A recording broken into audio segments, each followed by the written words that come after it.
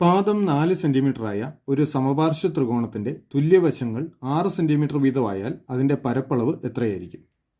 ഇവിടെ ഒരു സമപാർശ്വ ത്രികോണത്തെക്കുറിച്ചാണ് പറയുന്നത്. സമപാർശ്വ ത്രികോണത്തിൻ്റെ രണ്ട് വശങ്ങൾ തുല്യമായിരിക്കും. കൂടാതെ പാദം 4 സെൻറ്റിമീറ്റർ നൽകിയിട്ടുണ്ട്. മറ്റ് തുല്യവശങ്ങൾ 6 സെൻറ്റിമീറ്റർ വീതവും. അപ്പോൾ ഈ സമപാർശ്വ ത്രികോണത്തിൻ്റെ വശങ്ങളുടെ നീളങ്ങൾ 4 സെൻറ്റിമീറ്ററും രണ്ട് തുല്യവശങ്ങൾ 6 സെൻറ്റിമീറ്റർ വീതവും. അപ്പോൾ 4 സെൻറ്റിമീറ്റർ 6 സെൻറ്റിമീറ്റർ 6 സെൻറ്റിമീറ്ററാണ് ഈ ത്രികോണത്തിൻ്റെ വശങ്ങൾ.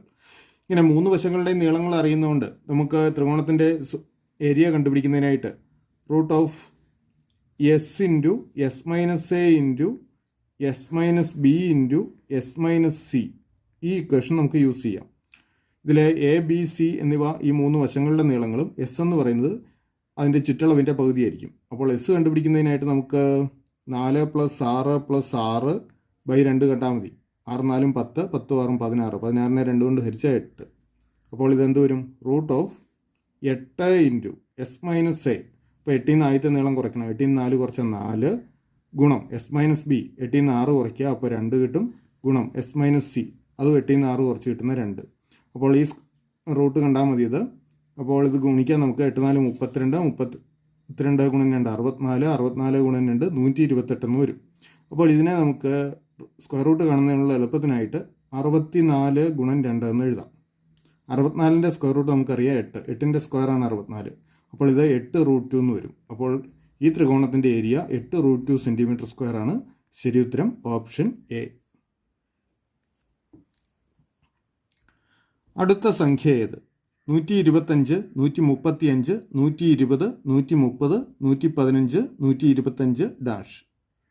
അപ്പോൾ ഈ സീക്വൻസിലെ അടുത്ത സംഖ്യ ഏതെന്ന് കണ്ടുപിടിക്കണം. നമ്മൾ ഈ സീക്വൻസ് ഒന്ന് ശ്രദ്ധിക്കുകയാണെങ്കിൽ നമുക്ക് മനസ്സിലാവും ഇത് രണ്ട് സീക്വൻസുകൾ മിക്സ് ചെയ്ത് തന്നിരിക്കുന്നതാണ്. ആദ്യത്തെ സീക്വൻസ് ഇതാണ് 125, 120, 115 അങ്ങനെ 5 വീതം കുറഞ്ഞു വരുന്ന ഒരു സീക്വൻസ്.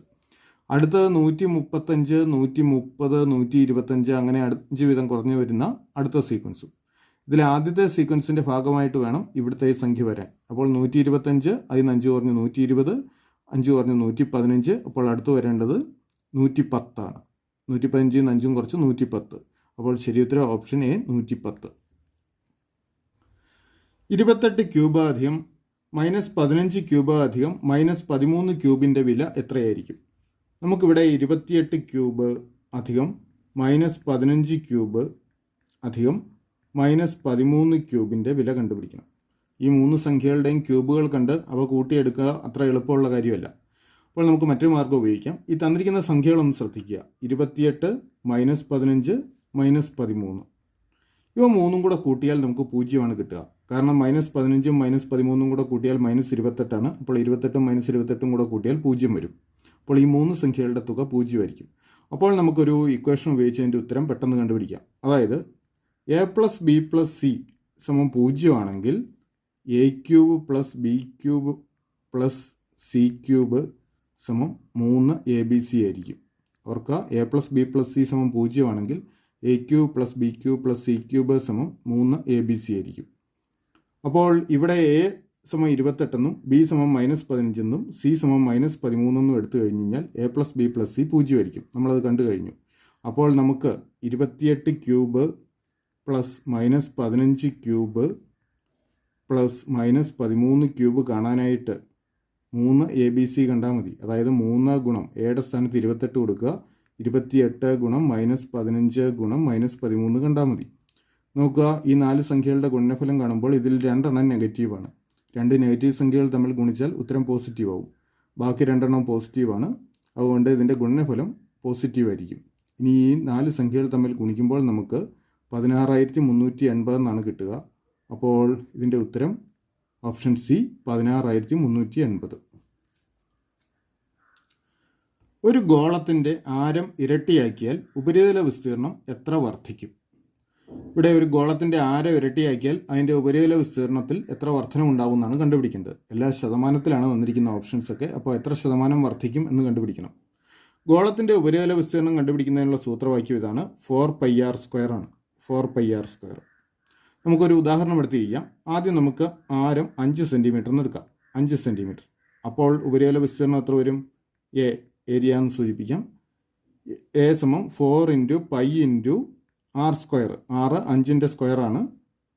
5ൻ്റെ സ്ക്വയർ 25 എന്ന് വരും. അതായത് 100 പൈ 4 ഗുണം 25 100 പൈ സെൻറ്റിമീറ്റർ സ്ക്വയർ എന്ന് വരും. ഇനി ആരം നമുക്ക് ഇരട്ടിയാക്കാം. അപ്പോൾ ആരം 10 സെൻറ്റിമീറ്റർ ആക്കുക. അപ്പോൾ ഏരിയ എത്ര വരും? എ സമം 4 ഇൻറ്റു പൈ ഇൻറ്റു 10ൻ്റെ സ്ക്വയർ 100. അപ്പോൾ 4 ഗുണം 100 400. അപ്പോൾ 400 പൈ സെൻറ്റിമീറ്റർ സ്ക്വയർ ആയി. ഇനി എത്ര വർദ്ധിക്കുമെന്നാണ് കണ്ടുപിടിക്കേണ്ടത്. അപ്പോൾ വർദ്ധിക്കുമെന്ന് കണ്ടുപിടിക്കാനായിട്ട് 400 പൈയിൽ നിന്ന് 100 പൈ കുറയ്ക്കുക. 400 പൈ മൈനസ് 100 പൈ. അപ്പോൾ 300 പൈ സെൻറ്റിമീറ്റർ സ്ക്വയറിൻ്റെ വർധനവാണ് ഉണ്ടാകുന്നത്. ഇത് എത്ര ശതമാനമാണെന്ന് കണ്ടുപിടിക്കാനായിട്ട് ആദ്യത്തെ ഏരിയ 100 പൈ സെൻറ്റിമീറ്റർ സ്ക്വയർ ആയിരുന്നു. ഇതിൻ്റെ എത്ര ശതമാനമാണ് 300 പൈ സെൻറ്റിമീറ്റർ സ്ക്വയർ എന്ന് കണ്ടുപിടിക്കണം. അതിനായിട്ട് 100 പൈയിൽ 300 പൈ 100 പൈയുടെ എത്ര ശതമാനമാണ് 300 പൈ എന്ന് കാണാൻ 100 പൈയിൽ 300 പൈ ഗുണം 100 കാണുക. ഇവിടെ പൈ കോൺസ്റ്റൻ്റ് ആണ്, അത് ക്യാൻസലാവും. 100 ക്യാൻസൽ ചെയ്യാം, പോയിട്ട് 300 എന്ന് കിട്ടും. അപ്പോൾ 300% വർധനവാണ് ഉണ്ടാകുന്നത്. ശരി ഉത്തരം option B. A B C ഇവയുടെ ശരാശരി എം ആണ്. കൂടാതെ A B plus B C plus C A സമം 0 ആയാൽ എ സ്ക്വയർ ബി സ്ക്വയർ സി സ്ക്വയറിൻ്റെ ശരാശരി എത്ര? നമുക്കിവിടെ എ ബി സി ഇവയുടെ ശരാശരി എം ആണെന്ന് നൽകിയിരിക്കുന്നു. കൂടാതെ A B plus B C plus C A സമം 0 എന്ന് നൽകിയിട്ടുണ്ട്. നമുക്ക് A square B square C square ഇവയുടെ ശരാശരി കണ്ടുപിടിക്കണം. അപ്പോൾ എ ബി സിയുടെ ശരാശരി എം ആണെങ്കിൽ എ ബി സിയുടെ ശരാശരി എങ്ങനെയാണ് കാണുന്നത്? എയും ബിയും സിയും കൂടെ കൂട്ടി അതിനെ 3 കൊണ്ട് ഹരിക്കണം. അപ്പോൾ A plus B plus C by 3 സമം എം എന്ന് നമുക്ക് എടുക്കാം. ഇനി നമുക്ക് കണ്ടുപിടിക്കേണ്ടത് A square B square C square ഇവയുടെ ശരാശരിയാണ്. അതായത് ഇപ്പോൾ 3 കൂടെ കൂട്ടി അതിനെ 3 കൊണ്ട് ഹരിച്ചത് എത്രയെന്നാണ് കണ്ടുപിടിക്കേണ്ടത്. അപ്പോൾ A square B square C square അതുപോലെ എ ബി സി ഇവയെ തമ്മിൽ യോജിപ്പിക്കുന്ന ഒരു ഇക്വേഷൻ ഉണ്ട്. ആ ഇക്വേഷൻ ഇതാണ്: A plus B plus C the whole square സമം A square plus B square plus C square plus 2 into A B plus B C plus C A. ഇവിടെ നമുക്ക് A B plus B C plus C A സമം 0 നൽകിയിട്ടുണ്ട്. അതുകൊണ്ട് ഈ ഭാഗം 0 ആയി പോകും. അപ്പോൾ നമുക്ക് A plus B plus C whole square equal to A square plus B square plus C square എന്ന് കിട്ടും. അപ്പോൾ നമുക്ക് വേണ്ടത് A square plus B square plus C square by 3 ആണ്. അത് കണ്ടുപിടിക്കുന്നതിനായിട്ട് A square plus B square plus C square by 3 കാണുന്നതിനായിട്ട് നമുക്ക് A plus B plus C whole സ്ക്വയറിനെ 3 കൊണ്ട് ഹരിച്ചാൽ മതി.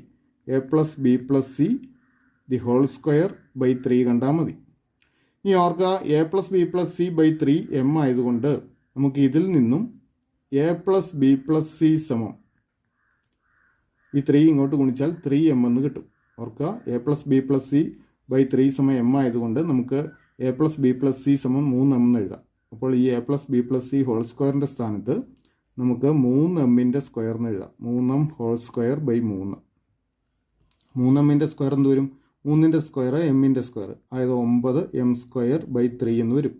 3 കൊണ്ട് 9നെ ഡിവൈഡ് ചെയ്ത് കഴിഞ്ഞാൽ 3 എന്ന് കിട്ടും. അപ്പോൾ ഉത്തരം 3m സ്ക്വയർ. അതായത് A square B square C square ഇവയുടെ ശരാശരി 3m സ്ക്വയർ ആണ്. ശരി ഉത്തരം ഓപ്ഷൻ ബി.